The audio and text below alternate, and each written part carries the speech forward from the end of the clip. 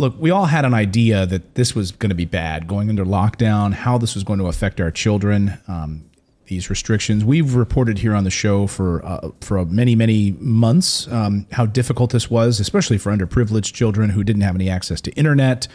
12 million Americans, 12 million children who just didn't have any access to internet. They had to get in their cars. They had to drive to a parking lot of a school district, sit in the car and they would put Wi-Fi hotspots inside of a bus. And they would sit in the car while the parents just like ran the engine to keep them heated in the car. And they would sit there and use the Wi-Fi hotspot from the bus in the parking lot of the school. Like that's got to be great for learning. Well, we have a new report out this morning that the nation's recent lockdown policies and mask mandates created a generation of children who exhibit lower IQs and signs of social brain damage, according to a clinical psychiatrist for children and adolescents, and this new study out of Brown University. So the study was actually sponsored by the National Institute of Health and showed that children, very young children born during the pandemic who were either in utero during the early stages of the pandemic or are in preschool at this moment, do show levels of cognitive decline, lower vocabulary skills, and lower cognitive functioning due to, so many factors. We could just start listing them right now, and that would take up the whole rest of the show. It does, though, show that boys are more predisposed to this amount of stress and the cognitive decline. And we, expect to see that as a result of test results or test scores and academic performance in this generation to come. But it does show that having money buffers you from this experience. Because, people of lower socioeconomic status experience these negative impacts more. Why? Because they don't have help in the home, because they can't pay for any extra resources, extra tutoring. They maybe didn't have the access to broadband and private schools. And so, again, it matters when you think about, but there's no federal response to COVID. There really was no federal response to learning either. There was no standardization of what was going to happen to all of these students and all of these children, even though daycare centers opened up long before schools. It matters. In fact, there was a friend of mine was telling me this story, or was it you that told me this story? You are my friend, but I'm not just a friend. I'm a husband. And they say he's just a friend. About a child who was in New York City one of my friends said, like, someone came up to help him, hand him his ball or something, and the kid freaked out because they're not used to other adults. And any childhood development book will tell you what do children need when they are immature and their brains are development is human touch, human interaction, and specifically, this is something I've been really worried about, is eye contact and facial expressions, because children who can't speak read nonverbal cues. In fact, humans are one of the only primates that have the whites of their eyes showing. And so we direct children, look there, look at mommy, go to that ball, right?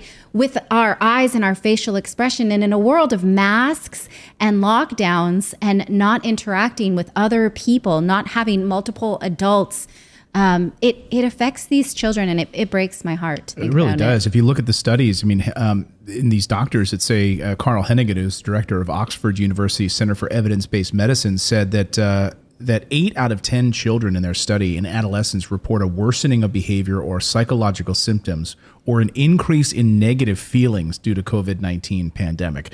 School closures, he says, contributed to increased anxiety, loneliness, stress, negative feelings due to COVID-19, increase with the duration of the school closure. So the longer they were home, the worse off these kids were. Specifically, deteriorating mental health was found to be worse in females, which I found interesting, and older adolescents. What do you think accounts for that on the female side?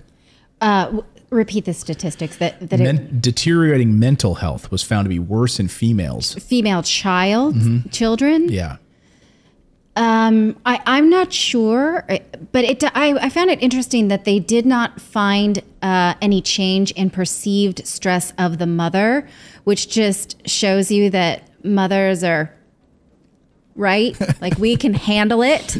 And so even though it was more stressful for us, we just kept We just kept handling it. We know you guys are strong. Mic drop is what I'm going to say to that. Yeah, you guys are strong. We take it for the team, you guys. But let's what gets me too really is that like there was so much data in Sweden showing like they did not do that. They didn't pull kids out of school. They left them open. They saw no risks. They saw things didn't increase with teachers getting COVID or whatever. So it's like they had so much data they could have gone off of to not do this to kids because this is such a critical part of their lives. Well, it does. There is data that shows that lost time in school results in a lower lifespan.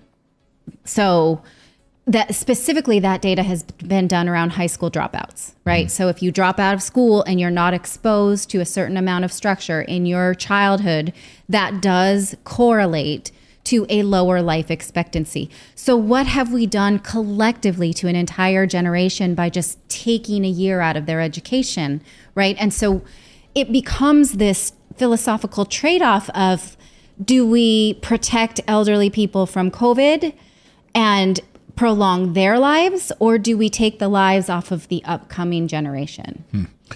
That's a tough question. Say in our chat says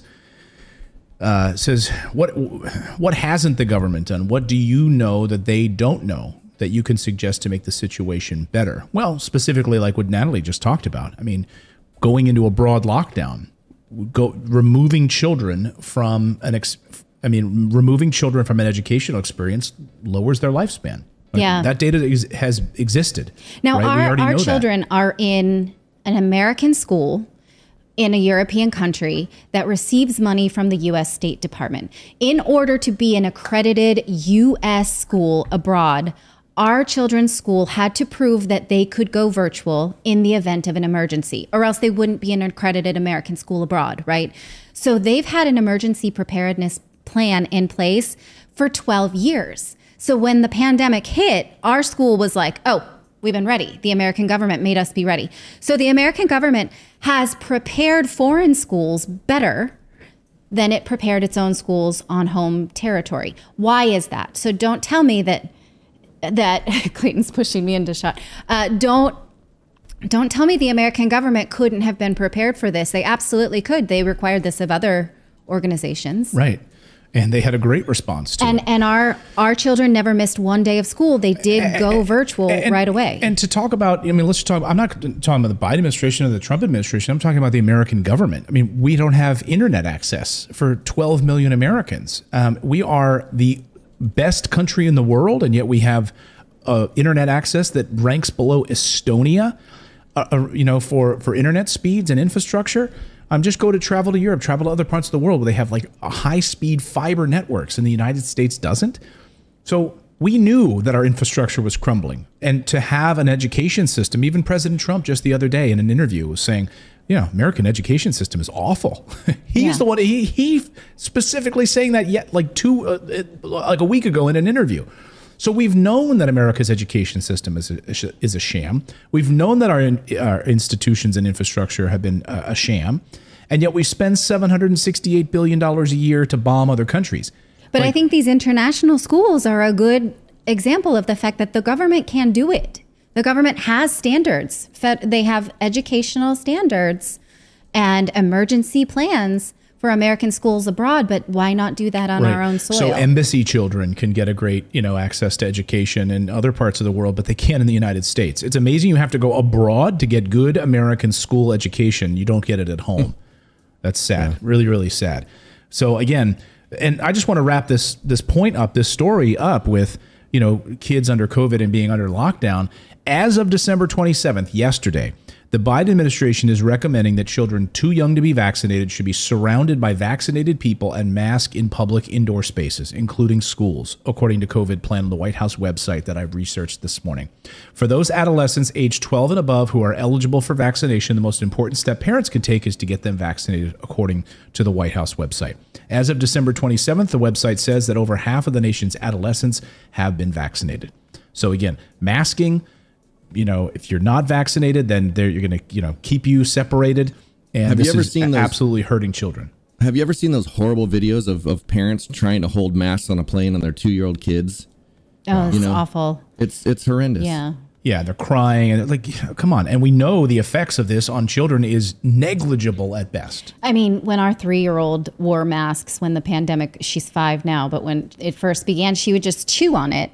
And then it was a whole soaked piece of saliva cloth. And I was like, that's not helping anybody. What you're doing right now, you're doing it wrong. So there are plenty of times because children in where we live 7 and under don't have to wear them. And I'm like, I'm not going to make you, why do that? Yeah. So yeah, it's crazy. And I think it will be interesting to keep an eye on this generation because we owe them big time, Yeah. We have to make up for it in their lives at some point, and I don't know exactly how. No, I don't know when it's going to happen.